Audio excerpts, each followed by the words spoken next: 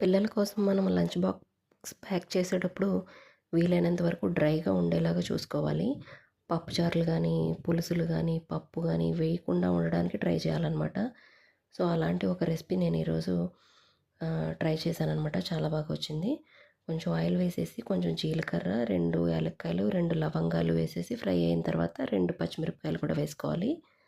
అలాగే ఒక ఉల్లిపాయని చిన్న ముక్కలుగా కట్ చేసేసుకొని వేసుకోవాలి. చిన్న దాల్చిన చెక్క ముక్క కూడా వేసాననమాట.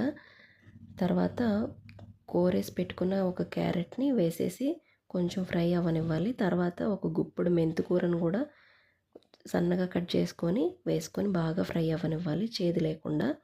తర్వాత కొంచెం పసుపు, ఉప్పు, కారం కూడా వేసేసి ఫ్రై అయిన తర్వాత ఒక గుడ్డు పగలగొట్టి దాంట్లో వేసేయాలి.